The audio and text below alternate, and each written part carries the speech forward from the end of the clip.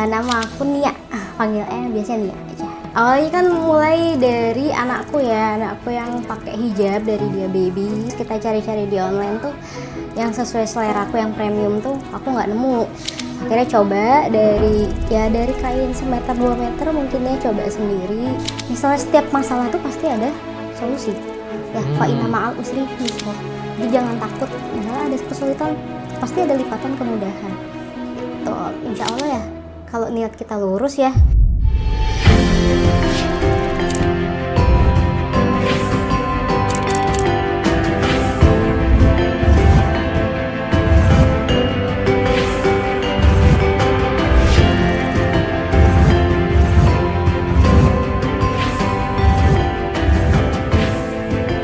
Nama aku Nia, panggilnya biasanya Nia aja. Awalnya kan mulai dari anakku yang pakai hijab dari dia baby. Keresahan berarti ya? Yes, keresahan. Terus pas kita cari-cari di online tuh yang sesuai selera aku, yang premium tuh aku nggak nemu, intinya gitu.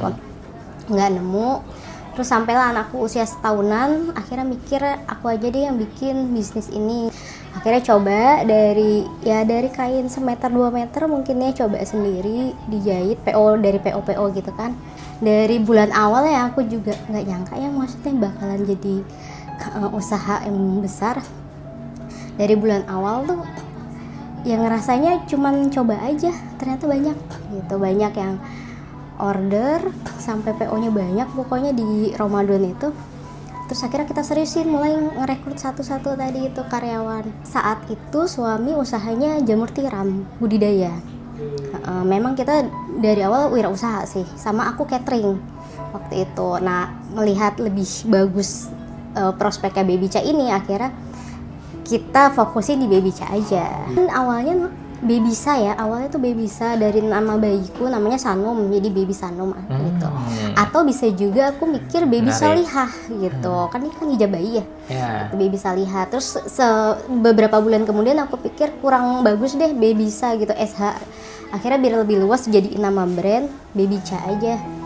Gitu aja sih, sesimpel itu Baby Cha yang saat orang dengar orang tahu ini produk untuk baby. Tahun berapa ya kita sempat cukup gagal produksi waktu kita ke Garmen itu ya. Ke Garmen sekitar berapa ribu itu defect.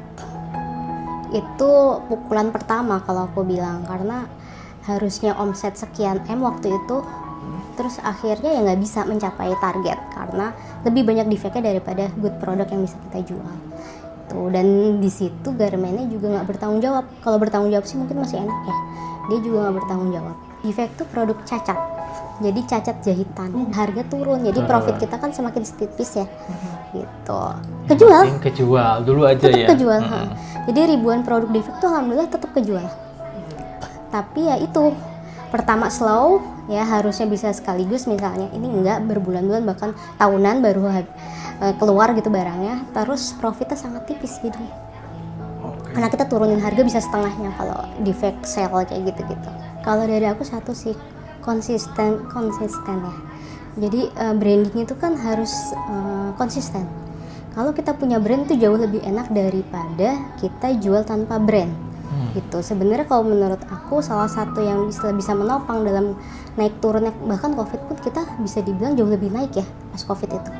Gitu. Karena ada brand gitu. Jadi orang trust di brand. Percaya di brand ini gitu. Kalau kita jual asal produkku lumayan mahal loh gitu. Kalau tahu kisaran 200 sampai ada yang jutaan. Average-nya sekitar 200.000 kalau set kayak gini nih. Ya, 200.000. Berani bersaing ya. Atau yang paling mahalnya 1,8 kita jual juga ada. Itu dress atau dress brokat, ada Swarovski-nya gitu. Alhamdulillah kita udah ke 19 negara. Lumayan ya, kalau negara tetangga kayak Singapura, Malaysia, Thailand, Filipina, Brunei, Australia itu udah. Kalau Eropa ada kayak Prancis, terus Inggris, England dan Belanda. Terus kalau daerah-daerah Amerika juga pernah. Terus kalau kayak Uni Emirat Arab, Dubai, Qatar, Thailand. Presentasinya membeli dari dalam negara dengan luar lebih banyak. Jelas dalam ya, kan Indonesia mayoritas Muslim, tetap banyak dalam. Tapi luar sampai berapa tadi? Banyak banget. Tadi 19. sampai 19 aku lihat portonya juga. Terus itu tantangan terbesarnya bisa mencapai market di luas selain pasar Indonesia itu bagaimana sih supaya bisa ekspansi gitu? Dikenal selain itu punya brand. konsistensi di sosial media kalau kita. Jadi kayak Instagram insya Allah kalau orang pertama masuk udah percaya deh gitu. Kalau ini bukan produk kaleng-kaleng misalnya kayak gitu ya. Karena dari followernya juga banyak, konsistensi postingan, terus kualitas picture-nya dan lain-lain. Terus kalau kita masuk ke e-commerce kita juga udah Shopee Mall, jadi lebih trust kan orang, oh ya udah Shopee Mall nih. Tuh, terus kita juga ada Shopee Malaysia, Shopee Singapura dan lain-lain itu. Kemitraan ya mereka insya Allah ya lagi-lagi lihat dari brand. Kayak waktu itu Blibli kan juga beli bulk order ya ke kita. Itu ya jelas dari brand ya, bukan asal dia nyari barang yang murah nih, enggak. Ini sistemnya maklun atau benar-benar produksi sendiri atau kombinasi? Kalau kita produksi sendiri sih, Benar-benar produksi sendiri. produksi sendiri. Mantap ini. Karena kalau apa ya, maksudnya kalau paling keluar pun misalnya ya rekanan sama garment atau konflik sih nggak pernahnya sama garment. Itu standarnya sangat detail aku ya gitu. Dan misalnya emang ada yang keluar dari standarku harus revisi gitu. Kita harus punya identitas ya, itu kekuatan brand itu di identitas kan. Kita nggak nyontek-nyontek, kita nggak plagiat, atau kita intinya nggak pasaran lah gitu. Dari 200, 1 meter, 2 meter, Betul. terus Dari gunting sendiri kan awal, terus sampai motif ya sendiri. Gunting sendiri, terus ke tukang jahit satu-satu lah. Sampai dulu sempet ditolak-tolak sama penjahit, kenapa kedikitan? Masih ecer lah Tanggung gitu. banyak sekali ya. Kadang beberapa penjahit kan detailer ya masih Iya. belum punya tim. Ya gitu, jual mahal juga, cuma segini. Nggak mau ngerjain mereka. Itu sebenarnya alhamdulillah sih dari situ istirja, doa. Nggak dendam, kok aku mah nggak ada dendam. Cuman istirja, doa. Kan di situ akhirnya Allah lipat gandakan kan. Iya. Kalau proses bisnis harus banget husnuzon billah sih kalau buat aku ya. Gitu. Pokoknya pebisnis tuh harus deket sama Allah. Ya, karena semuanya yang nolong kita Allah. Istilahnya backingan kita cuman Allah deh. Gitu, bukan si A, si B, si C, nggak ada. Jadi semakin kita terjun di bisnis, akhirnya semakin sadar kita tuh nggak bisa apa-apa sebenarnya. Bukan makin gede bisnis kita makin ngerasa sombong, enggak kalau buat aku ya. Malah ngerasa makin nggak berdaya gitu. Kalau nggak pertolongannya Allah lagi-lagi gitu. Apalagi kok inget flashback dulu dari kayak gini loh gitu. Nggak punya tim, dari ratusan ribu terus jadi ratusan juta misalnya. Siapa lagi kalau bukan Allah? Berbisnisnya dengan Allah berarti. Bener, istilahnya dari kita misalnya ya, dari infak sedikit sampai kita bisa zakat tijaroh dan lain-lain, itu kan semua pertolongan Allah gitu. Jadi nggak pantas lah kalau kita sombong.